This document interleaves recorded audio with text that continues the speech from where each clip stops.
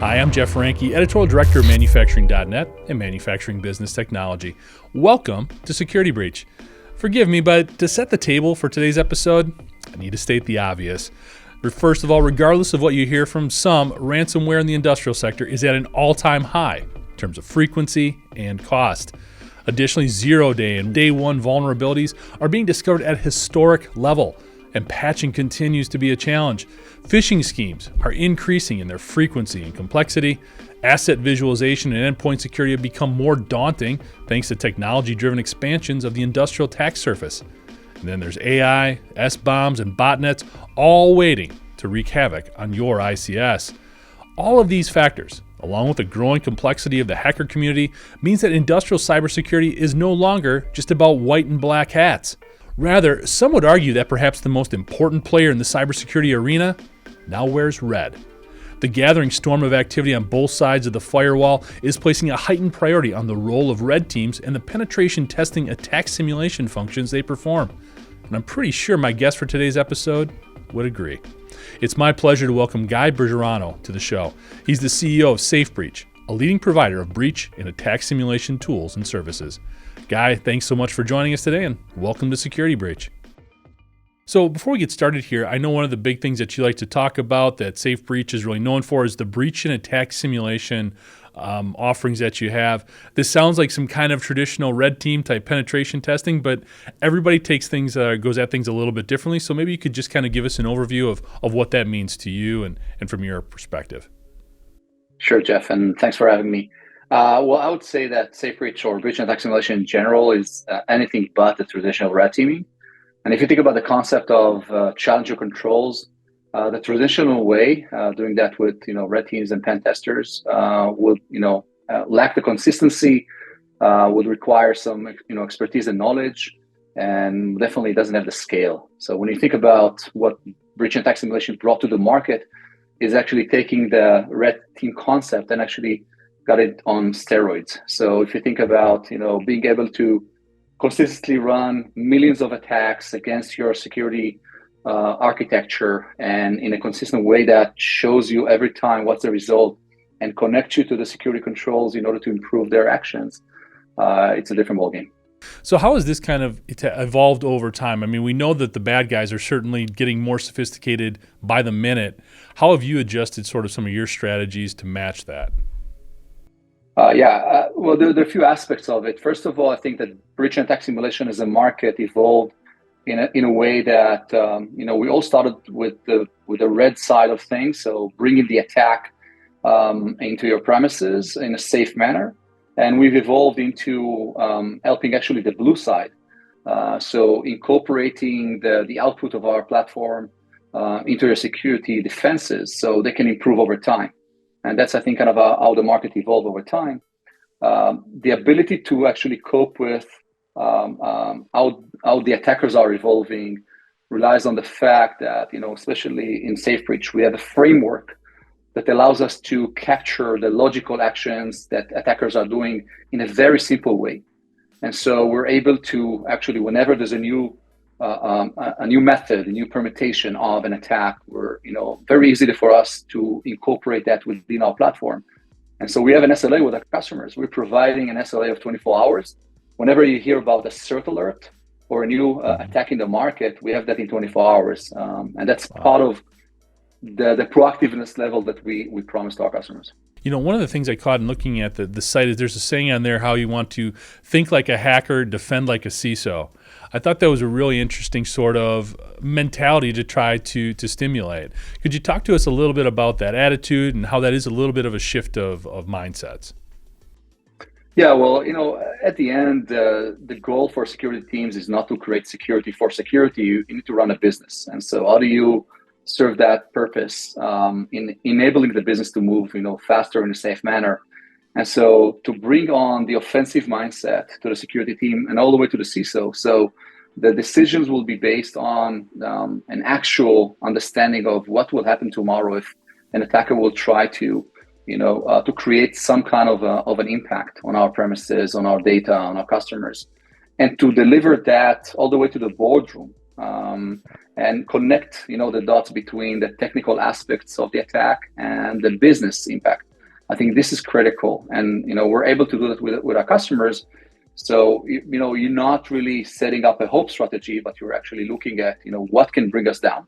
What's the likelihood of that? What do we need to do and take action? So you're very much predictable in the way that you structure your security. How has that conversation kind of changed as well? I would assume just as, the whole breach and attack simulation strategy has changed and morphed, I would think that conversation in terms of bringing it home into a real world dynamic has also evolved over time and getting sort of upper level management to really buy into cybersecurity. What have you seen in terms of what are some of the different messaging or that perception has changed, especially in manufacturing over the last couple of years? Yeah, that's a great question. So I think that obviously the economics are driving everything, and the macroeconomics in the last few years, really puts security teams and CISOs in a position where they need to show the ROI. They need to explain why they need 20% increase in their budget for next year, and by how much will they reduce the risk for the company. So if you cannot measure that, if you cannot provide that mindset, then there's no point in building a strategy that doesn't really drive the business. And so what we've seen across the different verticals, and especially in manufacturing, is the ability to really measure what's the cost of avoidance. If I'm not, if I will not deploy a security control in a certain place, or it will not be configured well, what can be done here? And if my manufacturing flow will be down for 2 hours, I can actually measure that and understand what's the revenue impact. So being able to put that testing mindset into your security strategy, and to measure and to report to upper management on what are my gaps and what do I need to do in order to fix them. Again, that will tie to a dollar amount eventually. I think this is critical. No, that's great. I mean, in manufacturing, we love ROI, so being able to present that business world concept and application, I think would go a long way. One of the things I'm always curious about too, I mean, with Industry 4.0 technologies, Internet of Things, whatever sort of umbrella term you want to use, we're expanding the attack surface. I mean, there's more stuff to secure. Have you seen that slow down? Have you seen people more reticent to expand and bring on some of these type of connected technologies because they are more informed about the cybersecurity element of it as well? When you think about manufacturing and the attack surface, increased as you mentioned, I think that CISOs want to be ahead of the curve and to provide solutions and not to wait for that connectivity to happen, because it will happen eventually. I think the limitations that manufacturing has in terms of deploying technologies in many of the manufacturing areas where you don't have the right resources, IT resources to deploy, puts a lot of risk on those manufacturers. And so how do you protect those environments? How do you make sure that the IT and OT environments are segregated in the right way? And so there's a lot of room for improvement in terms of understanding what will be the impact from those connected areas. And I think a system like ours really helps organizations to understand, first of all, what's the risk. If I'm connecting a third party or a new environment, new OT environment, what does that mean? Before I even start to implement security controls. And then it could be very descriptive with what controls you implement. It can be a detective a mechanism rather than a prevention control, which puts less stress on the environment. So you can identify when there's an attack and actually take action rather than block everything. So it can be very descriptive with what solutions you put in place. Well, and that's great to hear, because we don't want to have that paralysis by analysis dynamic where just because there is more to secure or more to defend, that people are reticent to make those investments. Because like you said, if they don't, you're going to fall behind. And we know how competitive manufacturing has become, especially with basically all the borders being broken down. It's a global economy right now, so you need to stay competitive that way too. One of the things, too, I wanted to ask is, as you're dealing with a lot of these different attack simulations and analyzing a lot of these different breach potentials, is there anything that you're seeing right now that's different? I mean, we see basically a lot of people talking about hackers not really doing anything new or revolutionary, just maybe doing some of the old stuff better. So I'm just kind of curious from your perspective, are you seeing anything new? Are there any groups or tactics that are, I don't know, playing a part in what you're trying to do to help defend the industrial control system? Yeah, well, innovation is always there in terms of, by the way, both sides, the defenders and the attackers. But I would say that still, unfortunately, many organizations are not able to actively defend against known attacks. And part of the mindset that needs to be changed in the industry is that a lot of the organizations are trying to chase after the unknowns and the 0 days and the anomalies and those that chasing a ghost, literally, instead of really understanding what are the tools that Lockbit has, and how can I protect against APT29.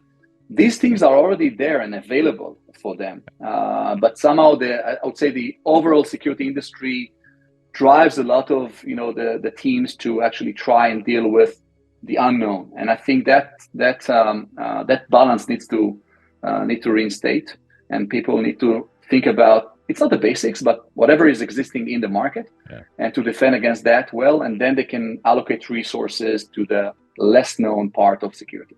Yeah.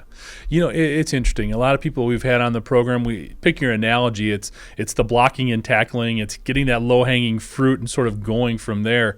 But there is this sort of anxiety or tendency, I guess you could say, to want to boil the ocean, eat the elephant, take on everything all at once. When you're working with customers, how do you slow them down and just get them to focus on, like you just said, the things we know, the things that we can handle, and we can grow from there? Well, I'll tell you two things. First of all, you're right. We have in our platform around 30,000 different attack permutations, and everyone really wants to just shoot it all and see how they play, right? And when we work with customers, we always reference our technology not as a product but as a program. And so we work with customers hand in hand in kind of a crawl, walk, run attitude where let's start with the baseline. Let's understand what are the major gaps you have, not just fix them, but build the operational cycle to mitigate. And once you have that, you can scale, and now you can test more scenarios in more areas. And when you show success, also in security, it's super important to show success, right? We're defenders. We're always called when something wrong has happened, and it's like always kind of looking at the downside. You want to show success, and after you show success, you can grow and scale the program, and then you start to see your security improves over time. It takes time. The other part of it, a lot of people calling the blocking and tackling as the basics. I don't think that anything we do in security is basic. I think that even the blocking and tackling is complicated. You have, dozens of security controls to configure them, to keep them, up to date, to understand what they're doing, and to understand all the alerts that are, that you get on a daily basis. That's a complex operation. And if you can simple down and focus on the things that will matter most, then you'll be successful. There is no 100%. You cannot prevent everything and block everything and detect everything. But to be successful, you just need to make sure that you control the impact and you can live with the risk. So one thing I'm wondering, you said how a lot of the breach and attack simulation stuff that you guys do, it's red team on steroids. So I think when there's one area that manufacturing has embraced, it's sort of the concept or the idea of penetration testing. That resonates very strongly. So when you say what you guys do takes that to the next level, could you maybe, I know no situation is typical, everything's sort of customized according to the environment and the company, but could you maybe walk us through what an average breach simulation might look like to a manufacturer? Yeah, of course. And by the way, you'll be surprised. We have more generic, elements in our technology that customers are using across the board than unique parts. Okay. Definitely. Otherwise, we wouldn't be able to grow our business to where it is now, serving all these large organizations. So basically, if you look at kind of an average manufacturer, and we have some of the largest manufacturing organizations in the world working with us, you will see an organization that is testing several manufacturing areas and the connectivity, first of all, between the IT and OT environments. Because the first step, you don't want to deploy anything on the OT environment, but you want to kind of look at the peripheral area and to understand what an external entity can do. So that would be the first step. You can deploy, anywhere from 10 to 100 simulators to actually start to play war games in your environment and tell you kind of what's your baseline. And from that, you will connect the system to your SIM to understand which alerts you're getting. So everything around detection engineering. So you can test your pipes and see that when something will happen, your team will get the right alert and will take the right action. And then you start to measure and to improve. So you will refine your configuration on your firewalls, on your EDRs, on all the controls that you have in place, and you will start to see the results populates, and actually the risk is going down. One thing that we didn't plan for, and it's a byproduct and actually works beautifully, is that even the level of alerts you're getting in your SIM is reduced. So if you think about the fatigue element, and that's because when you shut down all the locks in a proper way, things will be blocked on the outer layer. And so a lot of things that usually would come in, they're no longer there. And so we also see the level of fatigue drops as well. Yeah. That's really interesting, because when I think about those alerts, especially in the OT environment, the sensitivities are going to be a little bit unique depending on what you're looking at. There are some factors where a degree or two may not make a big difference. In other situations, that's critical. So in working with your customers in the industrial side, you said you're looking at IT folks and OT folks. Are you seeing them work together a little bit more than in the past? Traditionally, these have been such siloed elements of the enterprise. It's been difficult to bring them together. But I would think even in something like setting the sensitivities for these alerts, you can't have an IT guy setting those for OT personnel. And I'd be curious to see what you're seeing there in terms of them working together more. Absolutely, and we see that collaboration happens in most of the accounts we work, with the CISO's organization, so that kind of controls both sides. But we do see the collaboration. As you said, there's no way to be efficient if you're not really having that level of correspondence between the two teams. So we do see that. We see threat teams that are actually working with both sides in order to understand what's the implication working, from your IT to your OT. And there is always dependencies. So yes, I do see that collaboration level. Good. It's good to see that's improving. It's interesting how things have changed so much, really in probably the last 3.5 years in terms of cybersecurity has really been such a huge part of bringing IT and OT together. And we're seeing everybody throughout the entire enterprise really understanding how important this is and taking the proper steps. It's been cool to see. So, Guy, maybe you've been talking a little bit about some of the things that SafeBreach does. Anything else that we should know about the company before we start diving into some other topics here? Well, it's a great question. I would say that if you look at SafeBreach, and we've kind of invented the breach and attack simulation market back in 2018, and I think since then we saw the market mature. We've decided to focus on the enterprise market. We believe that that's the northern star, and kind of winning the market. It goes through the enterprise, and we've matured with this market. And today we serve most of the large organizations on the financial side, insurance tech, and manufacturing, of course.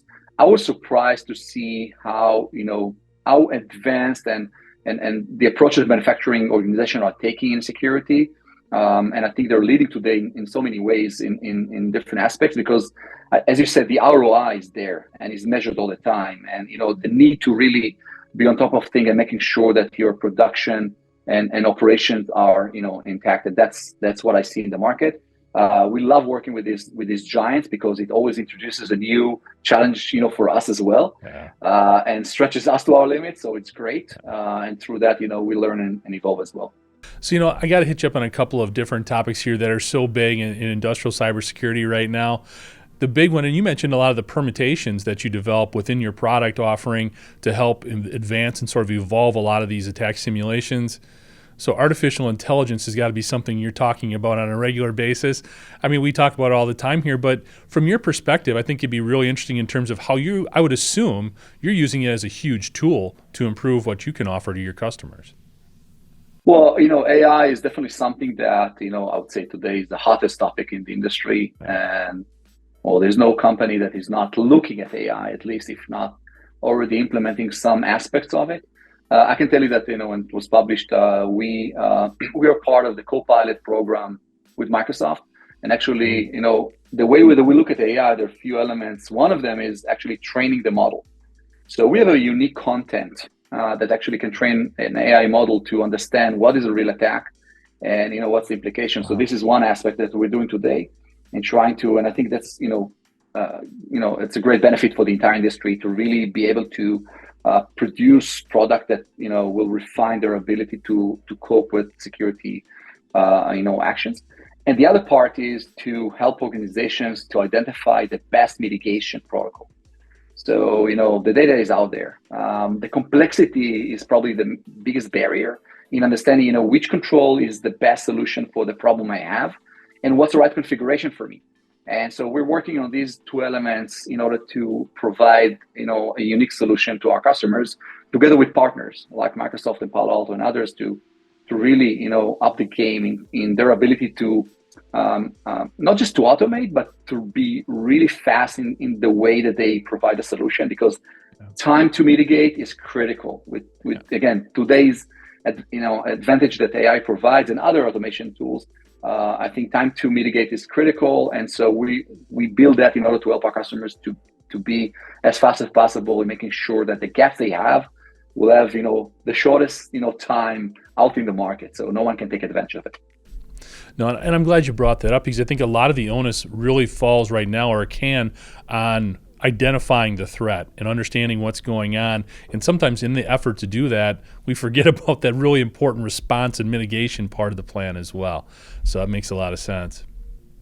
Another thing I'd like to ask you about, Guy, is as you're going through and working with companies and helping them understand what's going on through in a simulation like this, when you identify some of these vulnerabilities, how are organizations reacting to that? Do they get defensive? Do they embrace what's going on? Do they share it throughout the enterprise potentially? Because we hear about a lot of, again, getting back to the low-hanging fruit, the simple stuff like, hey, protect your logins, get a stronger password, things like that. How are you seeing that dynamic sort of expand beyond potentially just the C-suite? That's a great question. So I definitely see, a level of maturity here in the market. I see organizations that are leveraging the output of our platform to, first of all, justify their strategy and their budgets. So if, I need to enhance my security in a certain area, that's for a reason. And actually I can prove it out and provide the evidence for that. That's one area. The second one is to educate the organization. In certain areas, you don't have, you will not have the actual control that can help you to mitigate a risk. Or the organization decided to take a risk, which is, definitely viable. And in those cases, CISOs, are, using our platform to deliver and educate the organization with what are the risks. And now, if you know the risk and you can accept it, that's okay as a business, but it won't be something that will be a surprise when something will happen eventually. I always give the analogy, and I see more and more organizations using that the great security, architecture is like a very good braking system on a Formula One car.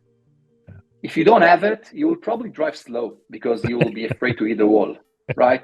When you have a great braking system, you're taking more risk and you drive faster. And that's what we want eventually our organizations to have, something that will really protect them and let them just go as fast as possible and take risks while they're doing that, because they know that at the end they will have, the right controls in place to make sure that they're not hitting the wall. Yeah.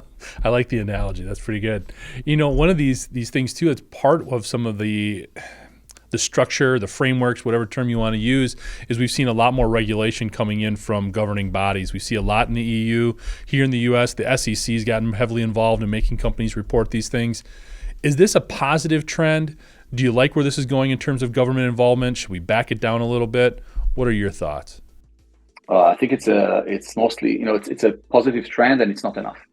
I think that the government has a major role in, holding organizations accountable for the products they're building, for the way they handle security. If we just let, the private sector to handle that, the major, factor to decide whether to build the right secured platform or not will not be, the impact on the users. And in this specific case, because the consumers eventually, might suffer, I think that the government should take a much stricter role and be on top of things. Yeah. No, interesting perspective. That's always polarizing. A lot of folks want to see more government involvement. Others say, leave us alone and let us figure it out. But I think that's interesting perspective. Wrapping things up, Guy, this has been fantastic. Really appreciate your thoughts on all these topics. As we look forward, what do you see as some of maybe the bigger trends that are going to be impacting the market over the next year and a half? Well, if I'll say anything else but AI, I'll probably be, look, our security has been following trends for the past, few decades, and it was cloud security. Now everyone talks about AI. I think that we'll see more and more on that. I hope that the industry will find a place to actually mature those elements and not just to find a new tool every year, because I see those organizations that are buying more and more technologies. It does not buy them more security. So being able to mature whatever you bought in to the right level, well, I think in most cases, and by the way, it's already proven, most organizations don't need to buy new tools, but need to actually mature what they have and use it better. So I hope that will be the new theme. That's great perspective, because that is a definite issue. There are so many options out there, and we've seen studies where companies just have dozens and dozens of tools to use internally. They're not sure which ones to use, and basically that hurts that ROI we've been talking about here when it comes to cybersecurity. So it'll be interesting to see. So last question I got for you, Guy. In doing some of these simulations and working with customers, has there been anything you've come across that really surprised or shocked you that kind of stands out as, boy, I can't believe either this was prevalent, I can't believe we found it, whatever the case might be? Unfortunately, no. I wasn't surprised. I'm in this industry for so long, over 30 years. So no, nothing surprised me. And actually, maybe the one thing that still surprises me is that organizations are, still susceptible to attacks that they shouldn't be, because the data is there, the knowledge is there. So I hope to see that maturity increases, but no, in general, I'm not surprised. Sorry. Thanks. And for more information on the work Guy and his colleagues are doing, you can check them out at SafeBreach.com. Thank you for joining us today. And to catch up on past episodes, you can go to manufacturing.net, IEN.com, or MBTmag.com. You can also check Security Breach out wherever you get your podcasts, including Apple, Amazon, and Overcast. And if you have a cybersecurity story or topic that you'd like to have us explore on Security Breach, you can reach me at jeff@IEN.com. For Guy Bejerano, I'm Jeff Ranke, and this is Security Breach.